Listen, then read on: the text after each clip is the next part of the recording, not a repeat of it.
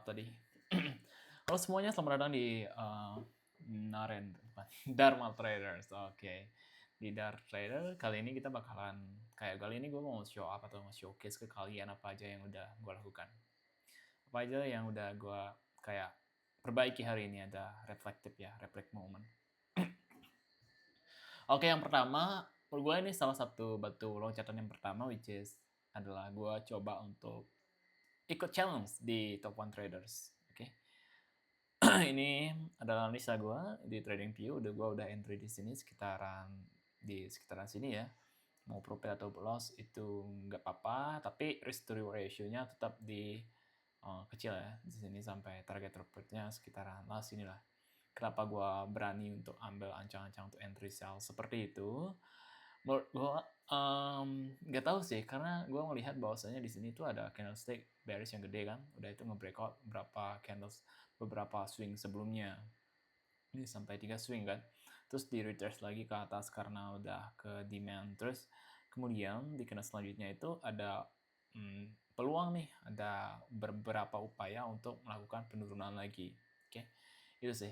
Sebenarnya gue tadi di sini udah entry buy, cuman karena gue ngelihat di sini ada double top yang sebelumnya udah candlestick yang breakout itu, dan ini form yang kurang menarik ya menurut gue sih untuk entry sell, tapi gue bakalan sell sih. Oke. Terus di sini untuk akunnya, inilah akunnya 4K challenge. Jadi sekarang balance-nya adalah di $4.955, which is gue udah loss 1%, which is $50. Oke. Untuk mas daily drawdown, bisa kalian lihat di sini profit targetnya itu sekitar $400, balance level sekarang adalah di balance pass level tuh setidaknya di $5.400. Oke. Untuk daily loss limit itu sekitar $250. Jadi kalau misalkan gue tuh loss secara beruntun 3 kali aja, udah gue selesai. Oke? Itu. Terus di sini kan udah loss-nya udah berapa kali ya? Tapi ini gue akumulasi ya. Ini bukan entry kayak gue itu setiap kali entry. Tidak. Ini adalah akumulasi dari semua entry gue. Oke. Sebenarnya gue sekali trade, cuman terakumulasi. Lihat, bisa di commission, bisa lihat bahwasanya gue pakai 0,002, terus commission juga kena, di gain-nya nggak ada, malah minus lagi kan. Oke, itu. Kenapa gue pilih Top One Trader? Karena di sini ada diskon ya. Pertama ini karena diskon, jadi gue pengen yang two step, terus ada diskon $23, dan gue bayarnya pakai Binance di crypto. Ini pertama kalinya juga gue transaksi pakai crypto. Oke. Oke, gue bakal liatin ke Binance gue, ke kalian. Binance itu apa sih? Ya, broker untuk kalian trading. Oke. Dan gue rasa untuk beberapa bulan ke depan nih, gue bakalan fokus juga di Binance di crypto ini ya. Terutama di spot market. Karena menurut gue sih melihat gain dari orang-orang yang ngelisting crypto, terus ada Dogecoin di sini juga, dan gue juga suka juga trading di crypto. Dan ini juga bagian dari aset kelas, gue bakal trading di spot market. Terus kalau bisa kita lompat ya bukan lompat sih, tapi bertahap ya dari spot market, kemudian gue bisa main di futures suatu saat nanti, kontrak pakai USD dan sebagainya, kita coba untuk futures. Karena menurut gue futures itu lebih simpel dibandingkan dengan forex ya. Karena di futures itu secara kalkulasi antara lot dan itu lebih gampang. Menurut gue sih lebih gampang ya dibandingkan dengan forex pada umumnya. Jadi kalau misalkan interest posisi berapa sih gitu, kita bisa interest posisi kayak 25%, 50%, atau 70%, atau 100%. Oke, misalnya pakai 25. Oke. Terus leverage-nya berapa? 2 kali. Oke, kali 2. Kemudian kita lihat nih analisanya. Kita BTC USD perceptual kan, perpetual. Kita bisa lihat di BTC USD di sini. Oke. Misalkan di BTC USD di sini, kita bakal tunjukin ke kalian. Oke, yang ini BTC USDT. Ini kan gold. Kita coba BTC USDT. BTC. Ini. Secara market, ternyata marketnya sedang mengalami kenaikan. Oke. Sebenarnya sedang mengalami kenaikan. Kita coba bisa entry di sini sell tuh. sell karena ya ada makrosnya nggak kayak gitu ya. One daily kita lihat tapi ini suatu saat nanti ya, tapi untuk sekarang sih ya udah fokus di spot aja. Kemudian gue bakal fokus ke foundational, jadi kayak gimana sih cara menganalisa untuk nge-screening. Kalau bahasa di saham tuh screening namanya. Screening itu kayak kita ngelisting beberapa koin yang menurut kita itu potensial. Misalkan kayak di sini ada Binance BNB ya, Binance Coin, terus ada Bitcoin, dan ada Dogecoin, ada ENA ini, ETH, ada Ethereum, ada Kaito, ada Open yang gue baru beli sekarang. Oke, ini Open, ini baru listing, koin yang baru listing, tapi udah strike kayak 100 kali ya, 100 kali sejak listing. Jadi ini koin baru dan tapi udah nge-spike kayak gitu, tinggi marketnya. Dan I think Open USDT ini karena gainnya top gain, ya mungkin aja suatu saat nanti karena secara fundamental menurut gua pribadi Open Ledger ini termasuk gede ya dari segi airdropnya, coin market cap-nya juga. Terus kalau kita bisa lihat di coin market cap di Ledgers, coin Ledgers ya, ini market cap-nya baru. Kenapa baru ya? Karena baru tadi listing. Kalau nggak tadi ya kemarin lah. Ini dilihat 98, berarti baru listing coin ini, baru early. Dan gue sih target sampai $2 atau $3 ya kan. Karena secara foundational ini menarik. Pertama, ini berkaitan dengan AI dan big data. Terus ada Binance Alpha airdrops. Oke, Binance Holder airdrops.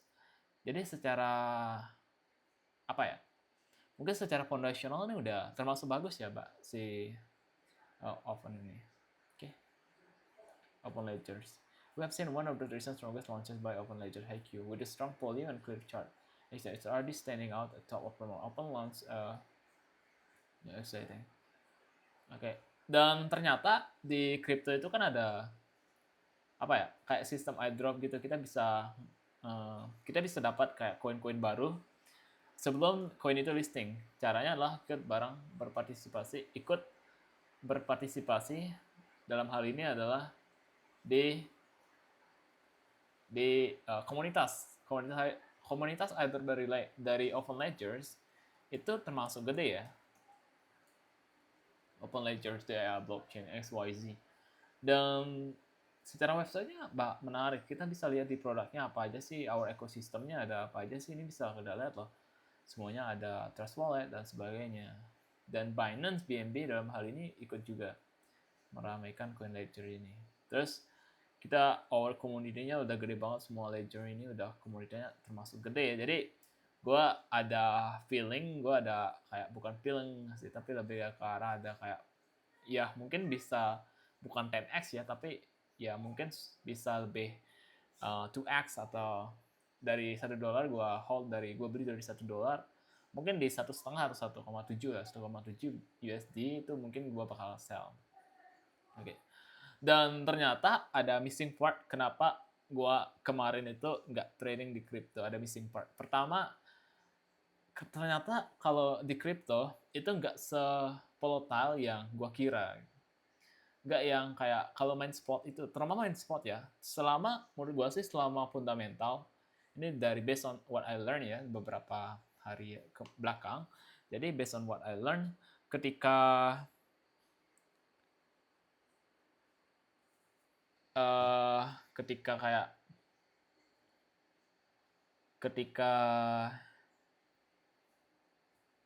misalkan ketika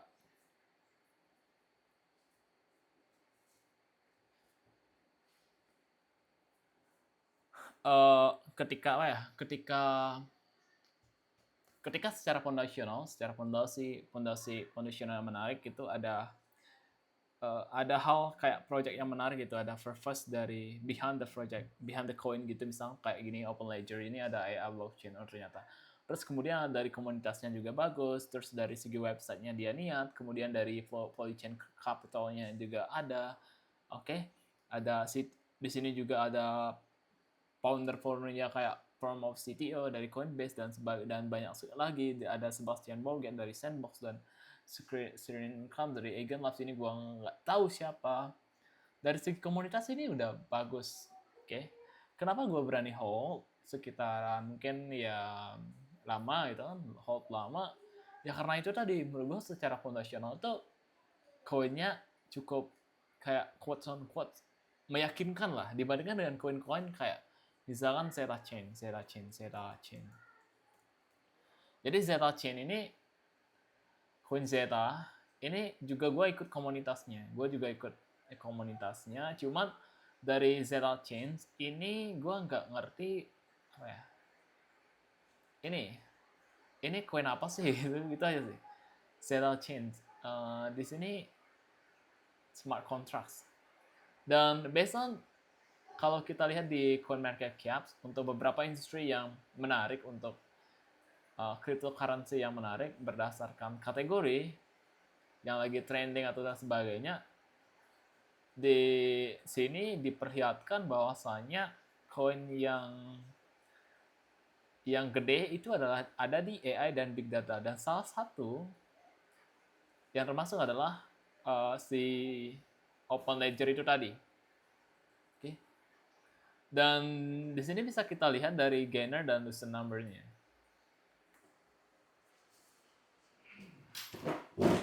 Mungkin gue mau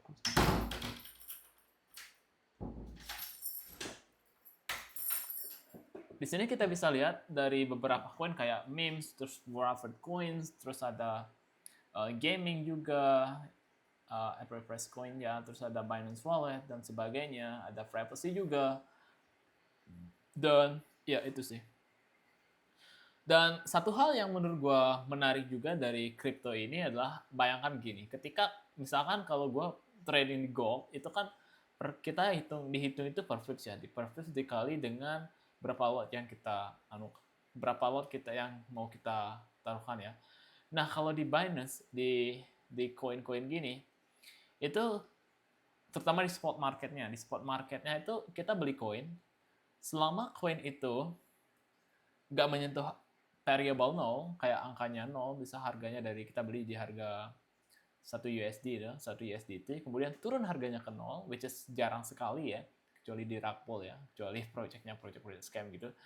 Rug pull, foundernya kayak ngambil duit kalian terus pergi meninggalkan kalian, nah itu rug pull namanya. Oke, selama itu nggak kejadian, menurut gue sih kripto memiliki potensi asymmetrical betting yang sangat tinggi sekali. Oke. Kenapa gue bilang seperti itu? Pertama, kalau kalian misalkan beli anggaplah gini. Ini gue hitung-hitungan sama ChatGPT ya. Oke, harga dari selisih harga setelah itu dikalikan dengan koin yang kita punya. Oke, itulah mengapa ada beberapa orang yang anggaplah beli di koin yang harganya itu awal Dogecoin, harganya dari awal di harga 0,5 USDT ya, 0,5 USDT, kemudian naik harganya ke 3 USDT dan kalian beli waktu 0,5 USDT sebanyak sekitaran 5.000 atau sekian ribu Dogecoin. Nah, di sana lah potensial kayak asymmetrical betting kalian. Oke? Asymmetrical betting kalian. Jadi total kerugian kalian itu bisa lebih rendah dibandingkan dengan hasil profit yang kalian dapatkan. Oke. Kalau kita bandingkan dengan stock market, menurut stock market kayak saham dan sebagainya sama, cuma dari segi volatile dan dari segi likuiditas itu kurang. Oke. Kalau stock market kan terbatas pada negara di mana kalian tinggal. Misal kalau di Indonesia ekonominya lagi sedang marut-marut, ya nggak bisa kan. Misal kalian beli 100 juta itu harga saham micin gitu, kalian dapat punya harganya kecil, terus dari segi ekonomi, dari segi fondasional bagus, cuman para trader retailnya nggak main di sana.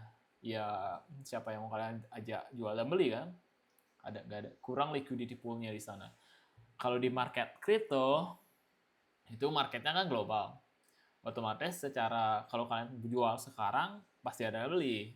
Kalau kalian beli sekarang pasti ada yang jual. Nah itu likuiditasnya, tingkat likuiditas yang sangat tinggi sekali. Oke, dan kenapa gue juga salah satu sebenarnya simple sih. Kalian misalkan kalian nggak bisa trading, kalian bisa copy trade di Binance ternyata. Dan itu menurut gue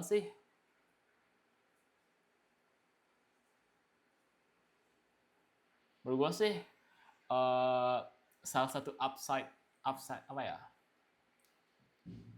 upside betting lah. Kalian bisa lihat di sini ada trading bot, terus kalian bisa copy trading, oke? Dan dari copy trading aja kalian udah bisa ngasilin, oke? Ini sesimpel kalian copy trading ini nih, copy gitu, 96 orang yang copy trading. Oke, cost per ordernya berapa? Kalian punya USD-nya berapa? Misalnya kalian pengen 3.000 sama 600 sama 200 sampai 300 USDT, kalian kasih segininya, kemudian kalian bakal dapatkan 30 hari P&L-nya sekitar 300.000 loh. Gila. MDD 100.000 loh. Gua sih ya gimana ya, gila sih, ini industri yang keren ya. Itu menurut gue sih ini industri yang sangat-sangat keren sekali buat gue, apa ya, buat gue untuk pelajari lebih dalam ya. Karena ya asymmetrical betting kita dapat, kemudian kalau kita profit ya kita bisa hold selama kita, kalau kita loss kita bisa juga ya hold selama kita, dan selama uang itu nggak begitu kita fokus, kayak kita bisa misalkan penghasilan 1 juta lah, 1 jutanya udah kita fokus trading ya, suatu saat nanti dari modal $10 juga bisa dari $1.000 kan. Oke. Itu sih upside down-nya. Dan I think that was the most interesting part of the crypto.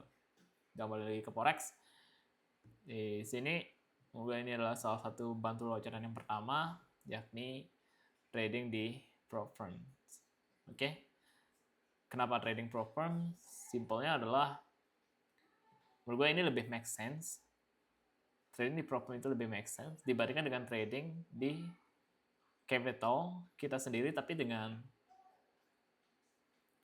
investasi yang kecil. Oke. Modal yang kecil, equity yang kecil kayak $20 ataupun $30. Karena kebanyakan trader di Forex itu gimana ya? Modal paling aman tuh sekitaran 5.000 sekian. Oke. Dan itu sih, ini Forex tetap kedua di crypto. Oke.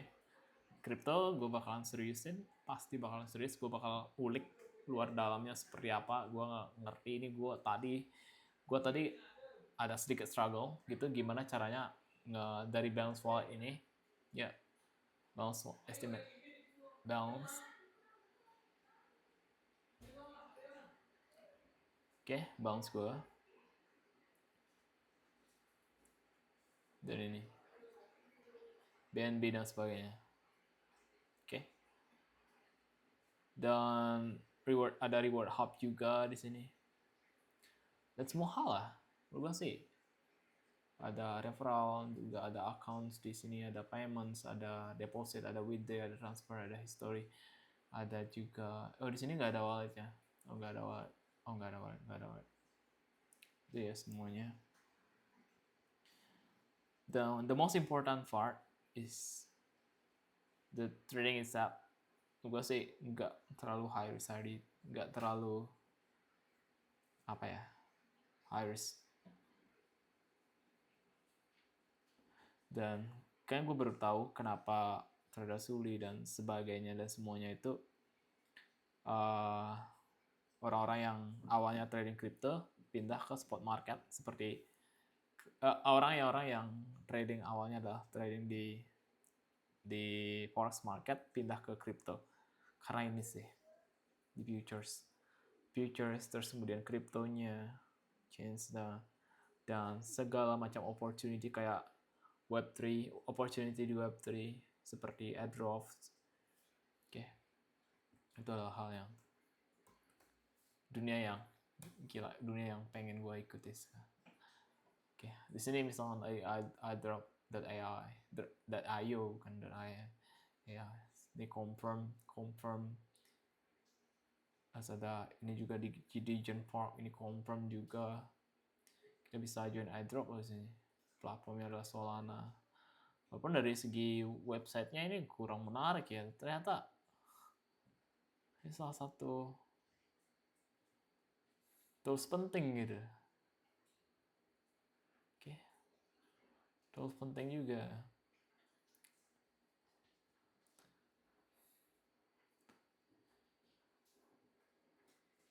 Ada insentif, PT.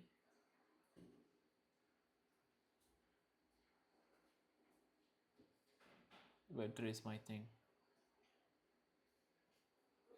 Kira sekian dulu buat sesi sore. Thank you for listening and bye.